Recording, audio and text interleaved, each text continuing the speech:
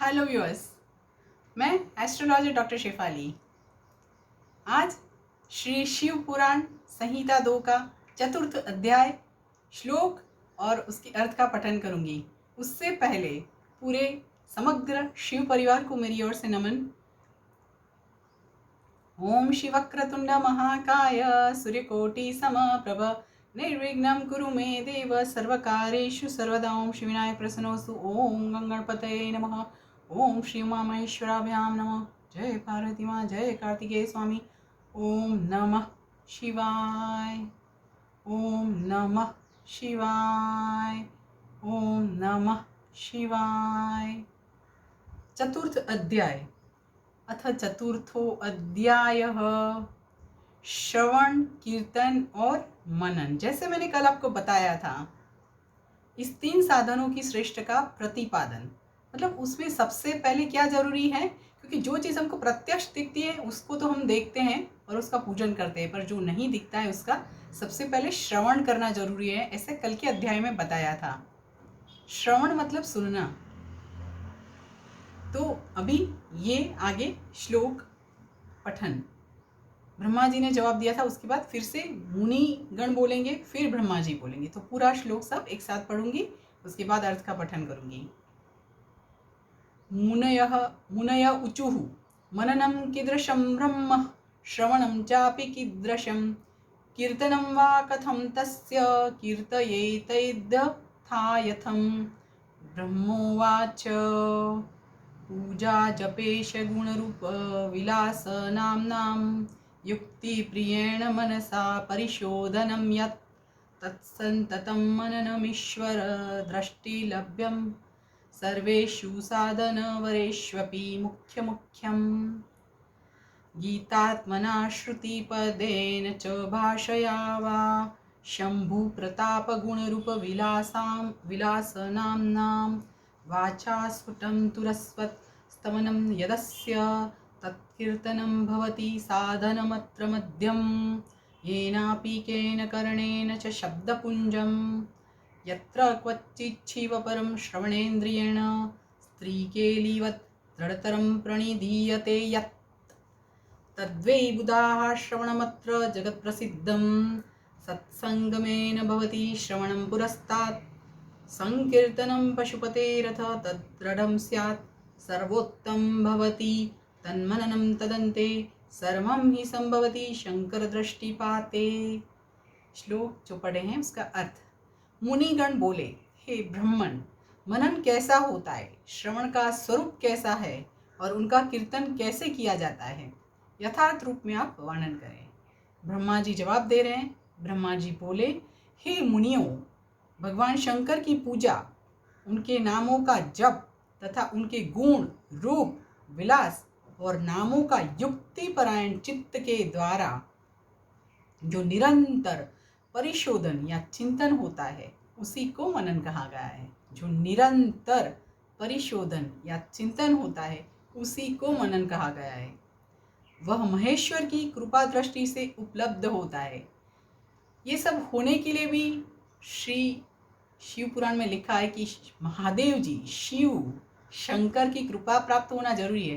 कहीं ऐसे ही नहीं हो सकता ये सब, तो यहाँ पे शिव जी की कृपा होनी जरूरी है। वह समस्त श्रेष्ठ साधनों में प्रमुखतम है कि ये सब करें और वो श्री महेश्वर की कृपा दृष्टि से उपलब्ध हो।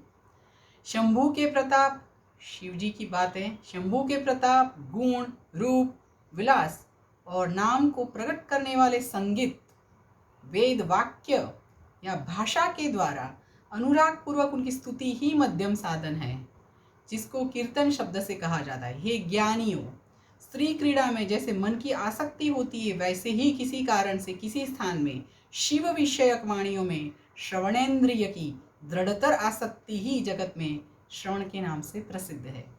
सर्वप्रथम सज्जनों की संगति से श्रवण सिद्ध होता है, बाद में शिवजी का कीर्तन दृढ़ होता है और अंत में सभी साधनों से श्रेष्ठ शंकर विषयक मनन उत्पन्न होता है। किंतु यह सब सिर्फ और सिर्फ उनकी कृपा दृष्टि से ही संभव होता है। उनकी मतलब महादेव जी की, शिव जी की कृपा होने के बाद ही ये सब कुछ संभव है। ऐसा ब्रह्मा जी यहाँ पे मुनिगण को बता रहे हैं। आगे के श्लोक का पठन करूंगी। यहाँ पे सूत जी बोल रहे हैं, सूत उवाच अस्मिन् साधनमाहात्म्ये पुरावृत्तं मुनीश्वराः युष्मदर्थं प्रवक्ष्यामि शृणुध्वमवधानतः। पुरा मम गुरुर्व्यासः पराशरमुनेः सुतः तपश्चचार सम्भ्रान्तः सरस्वत्यास्तटे शुभे गच्छन् यदृच्छया तत्र विमानेनार्करोचिषा सनत्कुमारो भगवान् ददर्श मम देशिकं ध्यानारूढः प्रबुद्धो असौ ददर्श तमजात्मजं प्रणिपत्याः सम्भ्रान्तः परं कौतूहलं मुनिः दत्यार्ध्यमस्मै प्रददौ दैवयोग्यं च विष्टरं प्रसन्नः प्राहतं प्रभवं प्रभुः गंभीरया गिरा। उसके बाद सनत कुमार जो बोल रहे हैं उसी श्लोक का पठन कर रही हूँ। उसके बाद एक साथ सबके अर्थ का पठन करूंगी। सनत कुमार उवाच सत्यं वस्तु मुने दद्या साक्षात्करण गोचरः स शिवो अथ सहायो अत्र तपश्चरसि किं कृते एवमुक्तः कुमारेण प्रोवाच स्वाशयं मुनिः धर्मार्थ काममोक्षाश्च वेदमार्गे कृतादराः बहुधा स्थापिता लोके मया त्वयत्कृपया तथा एवं भूतस्य मे अप्येवं गुरुभूतस्य सर्वतः मुक्तिसाधनकं ज्ञानं नोदेति परमाद्भुतं तपश्चरामि मुक्त्यर्थं न जाने तत्र कारणम्।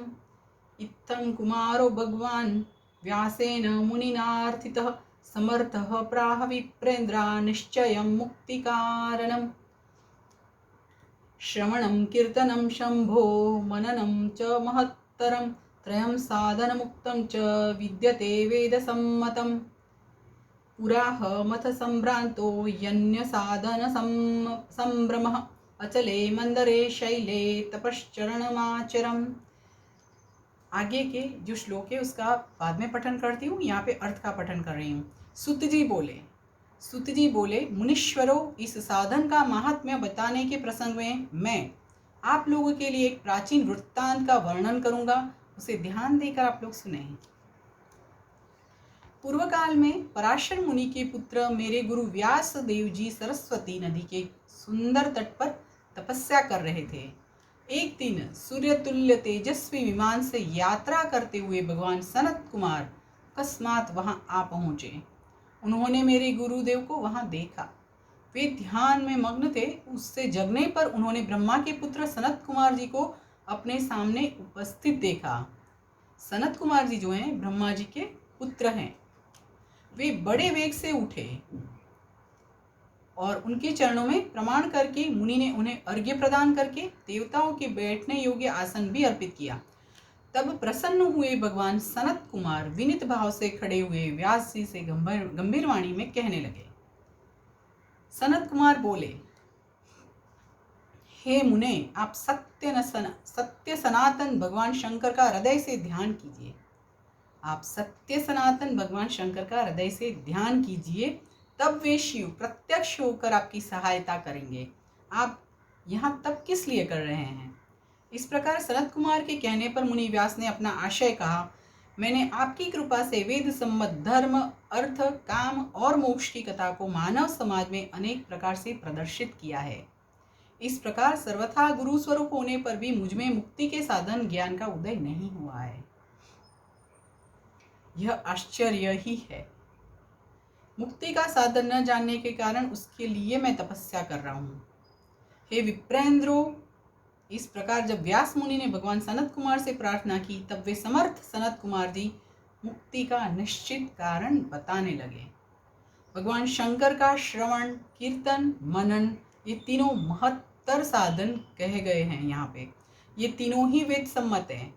पूर्व काल में दूसरे साधनों के संभ्रम में पढ़कर घूमता घामता मंदराचल पर जा पहुंचा और वहां तपस्या करने लगा। आगे के श्लोक का पठन करूंगी एंड फिर उसके बाद में अर्थ पठन करूंगी।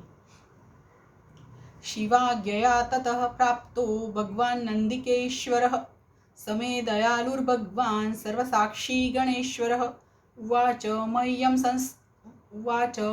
सस्नेहं मुक्तिसाधनमुत्तमम् श्रवणं कीर्तनं शम्भोः मननं वेदसम्मतं त्रिकं च साधनं मुक्तेः शिवेन मम भाषितं श्रवणादित्रिकं ब्रह्मन् कुरुष्वेति मुहुर्मुहुः एवमुक्त्वा ततो व्यासं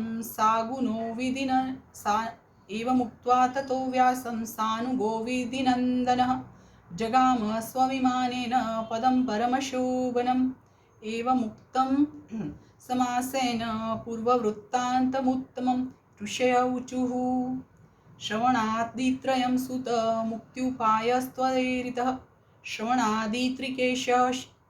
श्रवणादित्रिके अशक्तः किं कृत्वा मुच्यते जनः अयत्नेनैव मुक्तिः स्यात् कर्मणा केन हेतुना। यहाँ पे चतुर्थ अध्याय परिपूर्ण हो रहा है। उसके बाकी के जो श्लोक हैं उसके अर्थ का पठन कर रही हूँ। सनत कुमार की जो बात चालू है उसमें आगे जो समझाया गया है उसके लिए तदनंतर महेश्वर शिव की आज्ञा से भगवान नंदिकेश्वर वहां आए।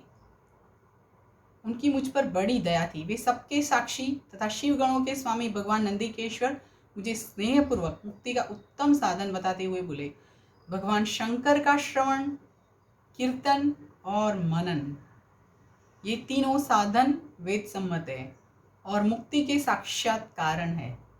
यह बात स्वयं भगवान शिव ने मुझसे कही है। अतः हे ब्रह्मन, आप श्रवणादि तीनों साधनों का बार बार अनुष्ठान करें। व्यास जी से बार बार ऐसा कहकर अनुगामियों सहित ब्रह्मपुत्र सनत कुमार अपने विमान से परम सुंदर ब्रह्मधाम को चले गए। इस प्रकार पूर्व काल के इस उत्तम वृत्तांत का मैंने संक्षेप से वर्णन किया है। ऋषिगण बोले, हे सुत जी, आपने श्रवण आदि तीनों साधनों को मुक्ति का उपाय बताया है। श्रवण, कीर्तन और मनन ये तीनों साधनों को मुक्ति का उपाय बताया। जो मनुष्य श्रवण आदि तीनों साधनों में असमर्थ हो वह किस उपाय का अवलंबन करके मुक्त हो सकता है और किस साधनभूत कर्म के द्वारा बिना यत्न के ही मोक्ष मिल सकता है। श्रवण, कीर्तन और मनन के सिवा भी क्या हो सकता है जहाँ पे मुक्ति मिल सकती है? ये प्रश्न मुनिगण ने पूछा है। उसका जवाब आपको कल मिलेगा। कल 5वां अध्याय का पठन करूंगी। यहाँ पे चतुर्थ अध्याय परिपूर्ण हुआ है। इति श्री शिव महापुराणे प्रथमायां विद्येश्वर संहितायां साध्य साधन खंडे चतुर्थो अध्यायः। इस प्रकार श्री शिव महापुराण के अंतर्गत प्रथम विद्येश्वर संहिता के साध्य साधन खंड में चौथा अध्याय पूर्ण हुआ। इसी के साथ पूरे शिव परिवार को मेरा नमस्कार।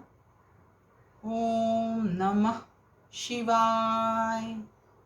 ओम नमः शिवाय। ओम नमः शिवाय।